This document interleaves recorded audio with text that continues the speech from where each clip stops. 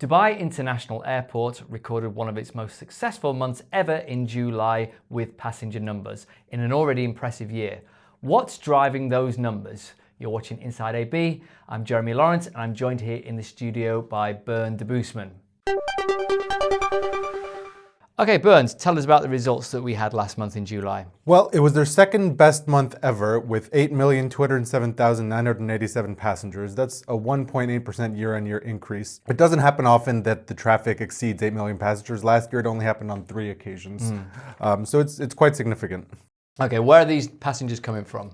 Well, India, the UK, and Saudi Arabia remain the top destinations. But what I thought was interesting was that, at least in July, Eastern Europe was the fastest growing region. There was almost 25.5% growth.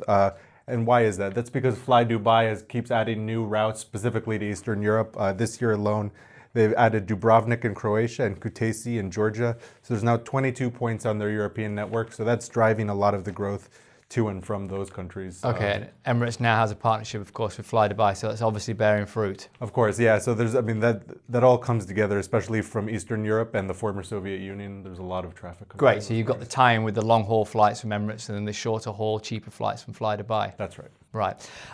So how's the airport faring across the entire year so far? Well, year to date, there's been 51,947,000, just over.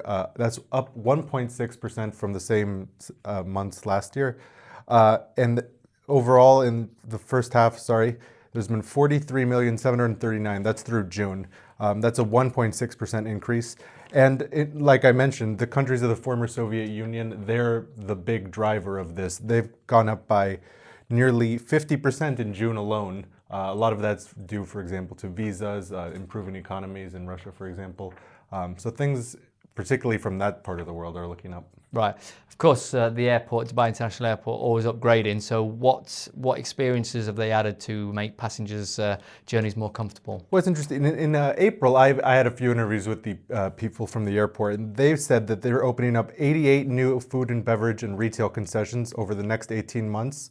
Some of those are already there. Some of those are still to come. Some of them they're switching out with existing ones, and some of them are completely new. And they're adding 4 new districts, they call them, that cater to specific needs. For example, if you're traveling with a family, a particular district of the airport will have lots of, for example, children's activities, etc. So they're really they want to make the airport an experience in and of itself. Which they're doing. And I noticed more retail offerings. H&M, for example, has been there in the past year. There's more retail offerings. There's a lot more different food options as well. For example, Shake Shack, I noticed, is now at the airport. So they're really catering to every need at this point, which is good. Great. Okay. Well, thanks, Bernd.